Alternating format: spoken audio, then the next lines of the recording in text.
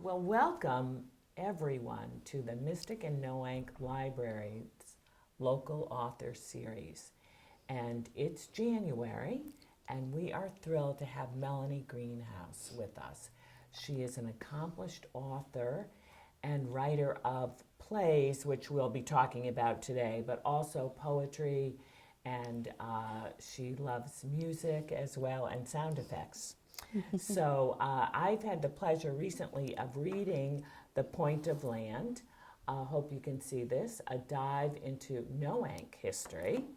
And Melanie will be elaborating on how this all came about and on another work by a very famous author, Dylan Thomas, which inspired the writing of Point of Land. Melanie, can you enlighten us about the connection between Under the Milkwood and Point of Land? Well, I was studying playwriting at the Eugene O'Neill Theater back in the early 90s and had the opportunity to hear the National Theater Institute students do a performance of Dylan Thomas's classic play. And I was just drawn into the language and the imagination of Dylan Thomas, and had previously spent a lot of time at the Noank Historical Society doing research and writing skits for my children when they were at the elementary school, the Noank Elementary School. And I recognized the parallels between the characters I was discovering and the history of Noank, and decided to overlay Noank's story on the Under Milkwood format, where Dylan Thomas began his tale in the pre-dawn hours and takes us through the stories of characters throughout the course of the day, and it ends at the day's end. And Point of Land, I decided to start in winter, because it was the winter of 1994, if you recall, was one of the most horrendous winters ever. There was snowfall after snowfall, and I decided to start the play in winter, go through the 4 seasons, and end up in winter again. So that's basically the story, and the opening stanzas were just capturing this amazing winter we had, where the snow was hip deep. It was so beautiful, that opening poem about winter, and we haven't had a winter like that in a long time, but we remember. And just one of the many lines that struck me was, the world has fallen under white sedation, slipped into an ivory trance. And that's just one line of that many stanza beautiful poem that you begin with. Well, I think just observing that snow, and I also will add that it was a chaotic winter for me. It's when my mother was dying of cancer, and I was looking at the snowfall as a form of comfort, and I also had been aware of using syllabic, so each of those lines is exactly 7 syllables long. So it was my way of creating order out of chaos. So, and then the line, it ends with the lottery, that poetry sequence ends with the lottery of 1712. Well, that was my segue into the story of Noank. Right, and that's so many questions to ask, but let me just digress to you talked about your mother. Now, clearly you loved your mother, and this was sad, but I loved Helen and Mrs. Perkins. Yes. The story. Mrs. Perkins, who has been dying for 10 years. and there was, that was, and your sense of humor was so great. That was wonderful. Oh, so I was going to say, is this based on people whom you know? Well, all the characters in Point of Land were plucked out of the files at at the At the Historical Society, although my mother's name was Helen. Oh. But no, the relationship between Helen Perkins and her daughter was something I just plucked out of the files at the Historical Society. Yeah. Well, that was the other thing. Could you elaborate? I knew nothing about. I was asking, why did you start in 1712? And Okay. this is funny because you called it the lottery. I had written down so awkwardly the judicial taking of land from the Pequots. Yes. And I knew it was very official. And Right. like you say, they were standing there. So you know about that historical incident. If you could tell us about it. I that'd know be a great. little bit about this from just my months in the Historical Society. So what I'd learned from living in Mystic and Noank was the massacre of the Pequot Fort right up the hill here in 1637, where John Mason went in the pre-dawn hours and set fire to the fort, killing hundreds of women, children, and some of the Pequots were not at the fort when this massacre happened. And I learned that they resettled in Noank, what was then called Noah-yunk in the Pequot tongue, which translates to point of land. Point of land. Yes. So they resided there until 1712. And I had learned that in winters they would go inland to what was then called Mashantuxet. Oh. So winters were spent in Mashantuxet. Summers they would come to Noah-yunk, where they did their fishing and hunting and fowling. And so when the colonists arrived, it must have been winter and they saw no one there, because that's when the Pequots were away. inland. And I discovered a map at the Historical Society that showed Noank divisions. And lot number 1 was where Morgan Point is now. So the image I got from this map, it had the names of all the people who were awarded lots. The Averys, the Lathams, names that you hear today. Today, right. So the lottery of 1712, I took the names from that map. I wish I had a copy of the map. I think the Historical Society still has it. Okay. But I just unpacked that information and gave it a voice. Yeah. And so lot number 1, lot number 2, and there were different tiers. They did it in segments. Yeah. So 1712 was the first allotment of land. And so the Pequots were watching this, and then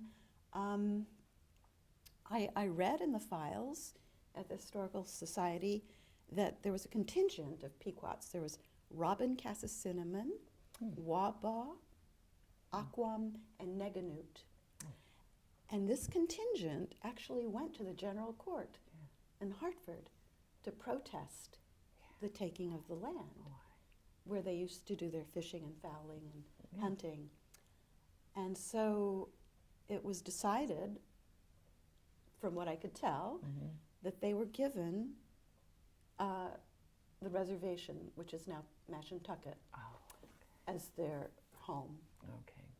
And they were maybe given rights to fish and fowl, but eventually that just tapered off, and there were skirmishes for years. And so, anyhow, that's something I wanted to bring out at the opening of the play, just because it seemed like a really dramatic moment. Really? Pivotal moment. And by knowing this, having this information, I have a whole different appreciation for, watching the casinos evolve, and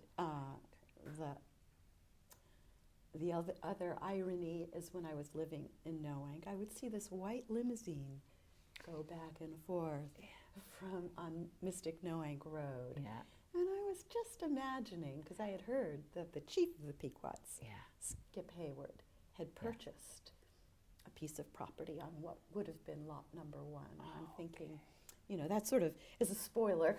But It is, because it's at the end. He that comes happens in his at the end. well-tailored suit. He steps Right. out of well, the I'm limousine. imagining this. So what I did is this. 90% of this is based on historic truth, Okay. but then there's the 10% of my imagination that happens. So anyway. And you wrote in another, Read My Shorts, such a cute title. Yes. I wasn't able to get that book in time for this interview, but I know there's a short play in there called Deuces, Right. correct? And Right. and I love, I jotted it down, Uh-huh. what you called the Mohegan Moon instead of the Mohegan Sun. Right, I had to alter the names was to really, protect the innocent. right. And instead of Foxwoods, what was it? Fox Den. Fox Den, that was it. It was great. So I wondered if you wanted to talk about that short play a little bit. It's or just one of 12 short plays, Okay. but the play, the premise is there's an encounter between a con man and an embezzler who meet up at the casino, and the embezzler has just lost all of his liquid assets, and he had out of necessity to put his home up for collateral, which is a true thing at Foxwoods. If you lose all your money, you can still use your home. There's a place where you can sign over your home. So I had picked up all these interesting little tidbits from talking to folks who had worked at the casinos.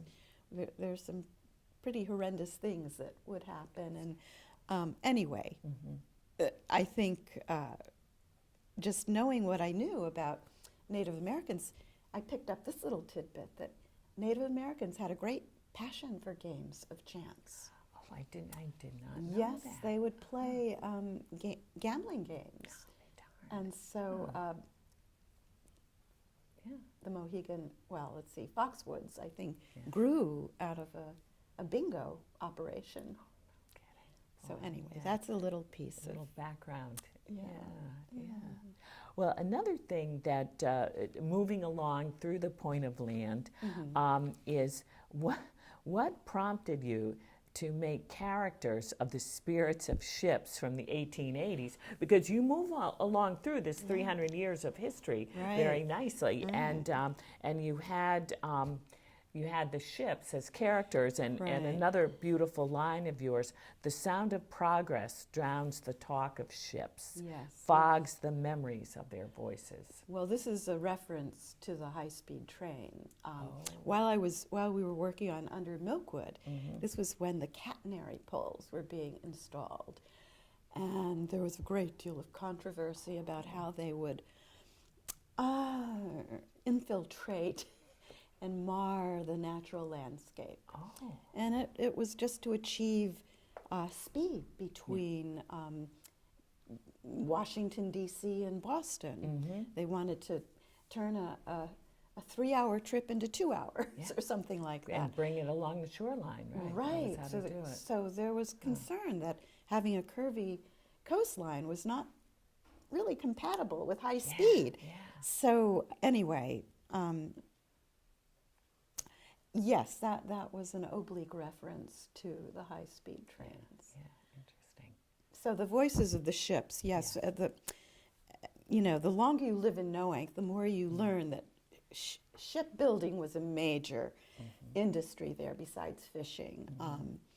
And the names of the ships just grabbed my attention, and I just loved discovering how many of the ships were named for women, and how, there's this interesting psychological inference about men and ships and the parallels. And so I selected 6 different ships to represent 6 different kinds of women. So the Dauntless was an actual ship that wrecked off the coast of Africa. So I give them all voices. the Diane had the same captain as the Dauntless, Daniel Webster Chester. So they shared a captain. So there are all kinds of interesting anecdotes. But the Diane shipped mail between the mainland and Fisher's Island. There was also the Maggie, a steam launch. The Alice Pendleton, who was a humorless dower ship, and she was actually rotting off the coast of Noank. There was the Annie D, named after Miss Annie de Ball, who had a brutal encounter with the sea, and her captain was not so kind. And the Emma C. Barry, who was a very hopeful, lively ship, and she was she had her wet well removed during Reconstruction, but she was very upbeat and anyway. That is so I gave them each voices, and each of the ships had their own musical accompaniment, which, by the way, I have to say, Kent Hewitt was the composer of the music in Point of Land, and also for the Duchess of Knowing, a subsequent play. Okay, I knew I was missing something with not having the music, and the words are so beautiful, and I was able to get that with reading it, but I knew I was. So I hope that answers your question about the ships. The ships, and it was a really interesting part. I was curious again back to the words. Yes. Is the convention of the narrator, and why you chose that? Was it because there was so much time, the 300 years, or I wasn't sure? But it was really effective, I thought, at moving things along. Right. So one of the rules of playwriting is you want to stay away from exposition. You don't want to tell, you want to show. But because I was mixing poetry with prose and storytelling, I felt like I needed narrators just to give a little touch of exposition, not too much. But I picked 4 because 4 is my lucky number. Oh, that's great. So that's great. I wanted to ask too if this was funny. I just loved your sense of humor, and it's another thing I just jotted down randomly. But the exchange with Mary Virginia, exchanging the volume of, they said Walt Whitman's poetry was inappropriate. They used a worse word than inappropriate. Right. But she exchanged the volume of the Whitman's poetry, giving Helen instead a copy of Room of One's Own, with Helen, quote, innocent of how much redecorating there is to be done, because they thought it was an a book about interior decorating. Your turn of phrase, just remarkable, Melanie, and it made it so enjoyable. That's another example of me just overlaying my sense of humor with an actual event that this mother-daughter relationship where the mother was always saying, "Oh, I just want to die." And that went on for a little bit too long. Yeah. Oh, boy. But I wanted to ask you, do you have anything else in the queue? You have published works, and is there anything else that you're working on currently? I have 2 unpublished manuscripts. One is called Republic of Sunlight, with poems that I've collected done over the years. A few about my parents who escaped the Nazis in 1938. Excuse me.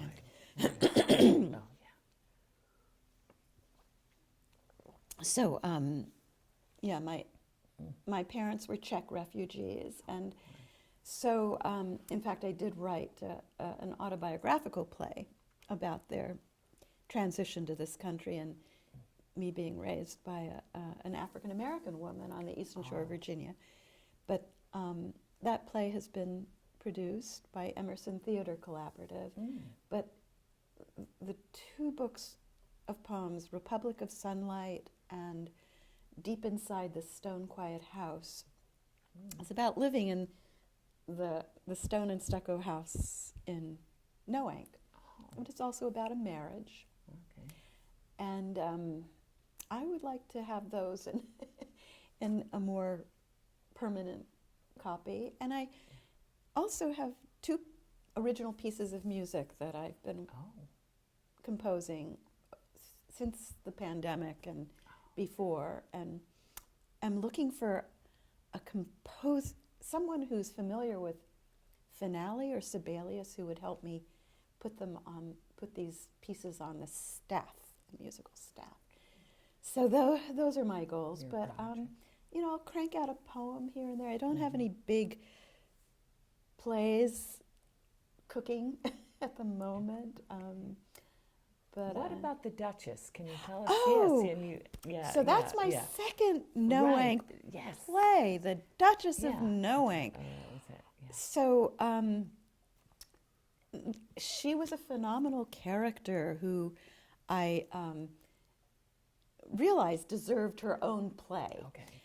And I was fortunate to discover that she had left hours and hours of oral history at the Groton Public Library that I listened to, every one of them, and I took copious notes, and I realized, she's basically writing her own play. All I had to do was organize it. And so that is a play that I would love to see published, because she was so full of contradictions, which is great meat for a playwright. She was what were her contradictions? Let me see if I can remember. She was a natural-born actress, but she did not believe in acting as a profession. She felt acting was wicked. And there's a whole scene with her in that. And then she also did not believe in marriage as an institution, yet she took part in 3 marriages, 2 of which were to men much older than herself. She was, I think, 28 when she married a fellow, at the age of 82. What? Well, there's a whole story about this. My. I have to read you. I was going to ask. All right. Yeah, we'd love to hear. This hear is just you a read your synopsis. work. Well, I'm just going to read the synopsis Okay. of the Duchess of Noank Okay. and why she was such a compelling figure to write about. Mary Virginia Morgan Sawyer Morgan Goodman, who lived from 1897 to 1988, remains one of Noank's most colorful, charismatic, yet enigmatic personalities. 5 feet tall, she was a compact figure full of contradictions. She was a natural-born actress, yet considered acting as a vocation wicked. She mocked certain aspects of the feminist movement, yet lived much of her life as a liberated dame. As a young woman, she vowed to remain an old maid, yet took part in 3 marriages, 2 out of 3 to men who were 40 to 50 years her senior. She is considered by many who had her as a teacher to have left her imprint on them for better or for worse. So in 2 acts, the Duchess of Noank captures some of the dynamics of Mary Virginia's childhood and her middle and senior years. It opens with her fall down a flight of stairs as an elderly woman and closes with her ascending that same flight of stairs. And the action in between happens in scenes which shift back and forth across time periods. And how she acquired the name, the Duchess, is covered at the beginning of Act 2. It's a really colorful sequence. And my resources, all of this came from the newspaper columns of Mary Virginia Goodman, edited by Carol Kimball, who was the local Groton historian. And an oral history of Mary Virginia Goodman is as taped by Gretchen Hammerstein. Oh boy, I remember Gretchen. So she left her job as director of Groton Public Library to sail around the world. She was really a character. I met her in 1976. She was there, and she was very Oh, you know, most librarians, myself Uh-huh. included, are Uh-huh. very easy to get along with and very accommodating. Yes. Not Gretchen. She Oh, had her. Oh, she was great. really? But I thought, Well, what a gift. What a gift she left, because these oral history tapes were just so rich. And all I had to do was take notes and organize the notes, and voila, the play appeared. And I also got information from the Captain's Rathbun of Noank by Benjamin Rathbun, who was once a student of Mary Virginia's, and their episodes that he writes about. Further details were gathered from an interview with Carol Kimball. Susan Stewart at the Mashantucket Pequot Research Center gave me a lot of information on the Pequot language, because Mary Virginia could count from 1 to 10 in the Pequot tongue. So that's in the play. So I got the words fun. from Susan Stewart many years ago. But anyway, I loved writing this play because it basically wrote it. wrote itself. Oh, And I boy. had some wonderful actors, again, and Kent Hewitt composed the waltz of the Duchess, because that is an important theme in the piece. But so I could read the opening lines of either from Point of Land. There's some passages that I enjoy reading. You'll have to choose, because I Okay. love what you've written so much. So you choose, and really, if you would read for us, that would be just I wonderful. would love it. Good. So I thought I'd read a passage or two from Point of Land, and there are the villagers do a lot of gossiping. So this is a sequence about the birth of Georgie Hewitt, who was an actual person who lived in Noank and even wrote his own book about village life. So I'm going to try to do the voices of various villagers. You hear the Hewitt baby arrived just this morning. I heard the great aunt come all the way from Old Lyme to help out. And I heard she warn't much help. Told Harriet she should put on a petticoat while she was in labor. And Harriet said, "Why should I put on a petticoat? Auntie said to look decent for Dr. Hill." And Harriet said, "Go back to Old Lyme, you old hag." Well, you can't blame Harriet. They say evil spirits descend on a woman in the throes of childbirth. Oh, rubbish. If Harriet didn't want to wear a petticoat, no law says she had to. I'm sure Doc Hill's seen sights worse than a woman in labor with no petticoat. Ain't no sight worse than a woman in labor with no petticoat. You hear Elmer wasn't going to fetch Doc Hill lest Harriet did what Auntie said. Out come the baby, and neither Auntie nor Papa had the nerve to cut the cord. Harriet, with her last ounce of breath, said if someone didn't run and go fetch Doc Hill, she'd cuss and holler till someone did. Well, Elma finally saw the light and fetched Doc Hill 2 houses up the street. Doc Hill come and cut the cord. That'll be $8 even, he told Elma. Elma nearly hit the ceiling. Babies is $8, says Doc Hill. Imagine if Doc Hill had to go clear across town. Elma should be happy he got an $8 baby. Still, Elma said he'd pay $4 down and the balance if the baby grew up normal. So that was plucked from an actual event that I got from Georgie Hewitt, and I actually met his mother, Harriet, before she passed away. She was about 100, and she contributed that story. So that was one of my favorites. And then there was a sequence where I tried to mix mythology with history. There was a practical joker in the village of Noank by the name of Webb Eldridge. And I decided where would a practical joker have come from? And it occurred to me that maybe it was a union between a mermaid and a cormorant.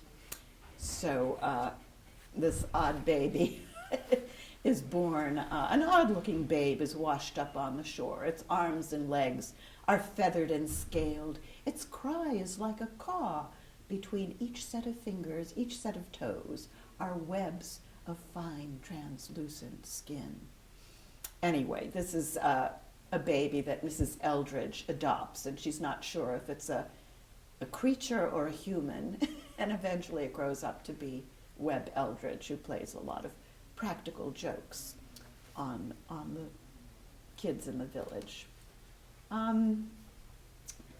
So Chris had mentioned the ships that I learned about in the village, and one of the most famous ships was the Dauntless, which was a huge shipping, a cargo schooner that shipped cargo back and forth across the Atlantic.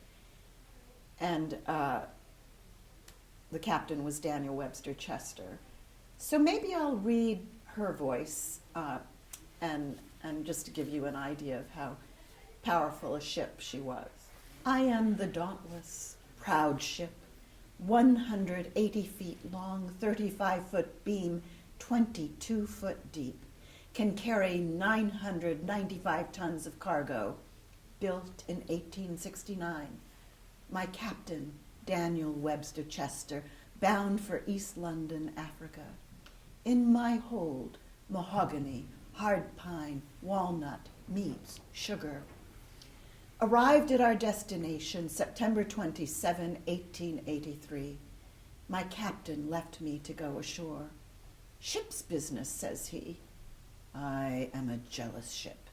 I says to myself, ship's business, ha, captain's business. So I call for winds from the southwest. I call for high tides. I call for the sea to wash over me. The sailors come, frantic to unbend my sails. They cannot control my foremast. The wind is too strong. I drag my anchors and strand myself on the rocky shore. At 4:00 in the afternoon, my starboard quarter gives way. At 4:30, I am a total wreck.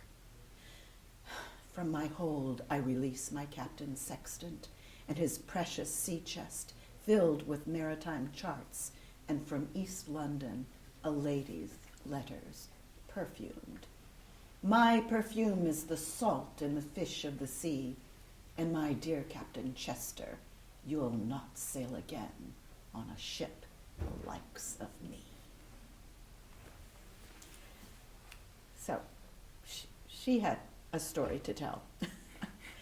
Let me see, is there another one in here that I would like to read for you? Well, you'll just have to get the book or hear the play someday. But there are passages of the Duchess of Noank that were actually in Mary Virginia's voice, so with your indulgence. She described herself as one who was known for falling, especially in her older years.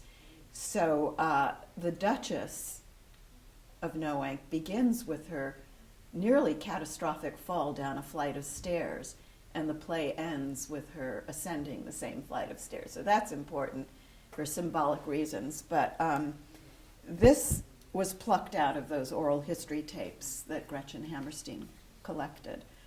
So the year is 1981, and the play opens where we're seeing a landing in Mary Virginia's home, and you hear the thud of a human body landing at the foot of the stairs, and there's a human cry. So this is Mary Virginia speaking from the foot of the stairs. And these are her words that came from the oral history tapes. Here I was in perfect health, an ancient woman. Never mind my age. Age was no factor. All right. I was 84 years old, born in the last century, about to depart for New Haven with my friend, Francis Brackman. We were going to a meeting of the DAR.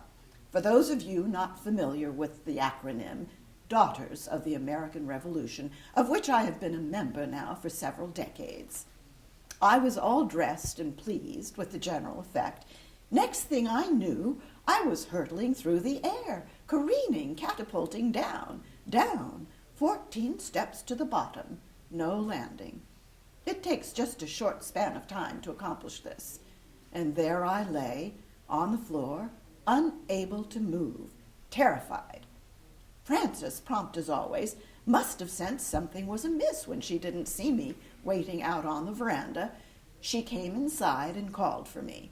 Anyway, there's a sequence where she ends up going to the emergency room, and then she's sent to Westerly Hospital and so forth. And then the play goes into dream time, where the three women, the young Mary Virginia, middle-aged Mary Virginia, and senior Mary Virginia, are interacting with one another. So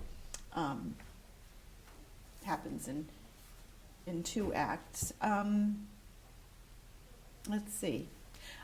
Would you like to hear about how she acquired the title, the Duchess of Noank? She was traveling in Scotland and she wanted to go up to the castle, but she had injured her ankle and she wanted to be driven to the castle, but she was told by the guard that you would have to be a queen or a duchess. So this is how she accomplished this. So you see, I'm on my 3rd journey abroad, fresh from a visit to my ancestral home in Wales, where I seem to have sprained my left ankle, can't walk a step. Yet the entire point of my coming to Scotland was to see yonder castle. Have you any suggestions? She's asking the driver. And the driver says, I'm sorry to say the only way up to the castle is on foot, Mrs. Morgan. Well, surely the road is wide enough to drive a weary old traveler who has suffered one too many cobblestones. And the driver says, you would have to be a queen or a duchess to get through the gate by taxi. So then she scribbles a note and passes it to the driver. Here, if you would be so kind as to take this note to the guard, I am sure this can all be resolved. So the driver takes the note up to the guard, and he returns with sudden respect for Mary Virginia, and he says, it is a deep honor to transport royalty to the castle, but you shouldn't have kept your identity to yourself. You'd have spared me the embarrassment. With all respect, over what land do you reign? Noank. You can tell your future passengers that you once transported the Duchess of Noank in your taxi. Well, Melanie, what a wonderful, wonderful time I've had talking to you about the things that you've written. And my only regret is that I did not get to see this play performed. But I did enjoy reading it, and I hope that our listeners will feel free to come to the Mystic Noank Library and get a copy of Point of Land. Again, reading it is wonderful and only to be surpassed by seeing it. And maybe we can someday. Thank you so much, Chris. This was a pleasure, and I'm so gratified that you read the play and enjoyed it. Fun. Makes My me feel pleasure. good. Good. Well, thank you, and thank you all for tuning in. Thank you.